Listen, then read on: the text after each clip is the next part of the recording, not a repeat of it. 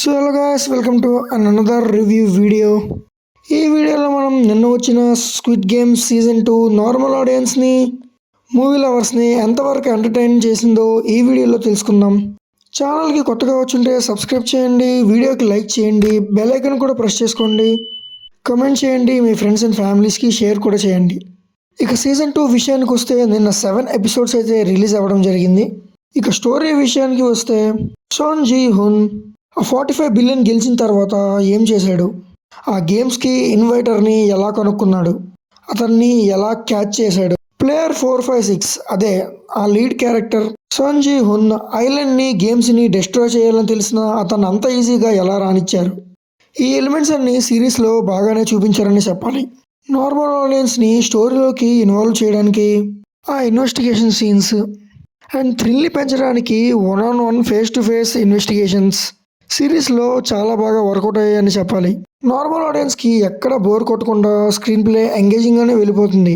ఏంట్రా అలా వెళ్ళిపోతుంది, అంత ఈజీగా చేయొచ్చా అనుకునే లోపే ట్విస్ట్ని రివీల్ చేస్తూ వస్తారు. ఇదేంట్రా సేమ్ ఓల్డ్ స్టైల్లో ఉందనుకునేసరికి థీమ్ని చేంజ్ చేయటం, ఇవన్నీ సిరీస్కి మేజర్ ప్లస్ పాయింట్స్గానే చెప్పాలి.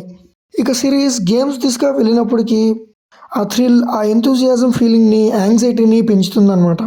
ఆ టీమ్ సపోర్ట్ని, ఒకరి మీద ఒకరికి ఉన్న ఎంకరేజ్మెంట్ని, మోటివేషన్ని చాలా బాగానే చూపించారు. అట్ ద సేమ్ టైం ఇంకా కాస్త డబ్బు కావాలి, ఇంకా ఎక్కువ కావాలి అనే బ్యాడ్ థాట్ని కూడా చాలా బాగా ప్రజెంట్ చేశారని చెప్పాలి. ఏంటి బ్రో అన్నీ ప్లస్ పాయింట్స్ చెప్తున్నావు, దీనికి మైనస్ లేవా అంటే ఖచ్చితంగా ఉన్నాయి, అక్కడికే వస్తున్నాను. ఇంకా సిరీస్లో ఉన్న మైనస్ పాయింట్స్ విషయానికి వస్తే ట్విస్ట్స్. ఎస్ గైస్, ఒక ట్విస్ట్ అక్కడ ఉంటుందని ప్రతిసారి ఆ ట్విస్ట్ అనేది మూవీ లవర్స్కి అయితే ఖచ్చితంగా ప్రిడిక్టబుల్గానే ఉంటుంది. సిరీస్లో వచ్చే ప్రతి ఒక్క ట్విస్ట్, రివీల్ చేస్తున్న ప్రతి ఒక్క పాయింట్ ముందుగానే ఎక్కడో చూసినట్టుగానే ఉంటుంది. అంటే సింపుల్గా ప్రిడిక్ట్ చేసేవచ్చు అనమాట.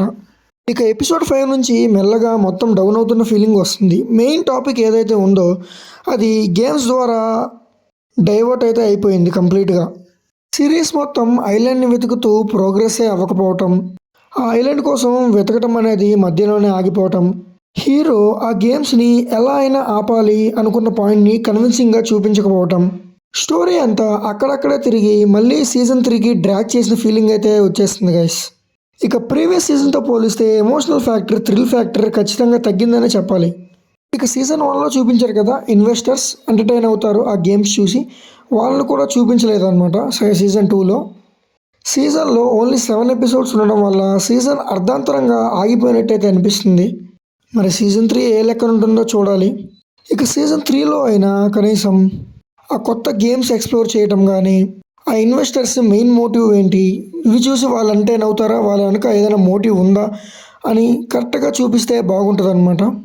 మరి సీజన్ 2 అయితే 2025లోనే డిసెంబర్లో అయితే వస్తుంది. మరి చూడాలి ఎంత మాత్రం ఉంటుందో. ఫైనల్గా ఈ సిరీస్కి నేను ఇచ్చే రేటింగ్స్ 7/10. నార్మల్ ఆడియన్స్కి టైంపాస్కి చూసుకోవడానికి ఒక మంచి సిరీస్ అనే చెప్పాలి. బట్ సీజన్ 1 లాగా బాగుంటుంది, అంత బాగుంటుందేమో అని ఎక్కువ ఎక్స్పెక్టేషన్స్ పెట్టుకొని అయితే చూడొద్దు. బట్ డెఫినెట్లీ వాచబులే. మరి ఇది మన ఇవాల్టి స్క్విడ్ గేమ్ యొక్క రివ్యూ. వీడియో నచ్చితే లైక్ చేయండి, మీ ఫ్రెండ్స్ కూడా ఎవరైతే చూడాలనుకుంటున్నారో వాళ్ళకు కూడా షేర్ చేయండి. And thanks for watching.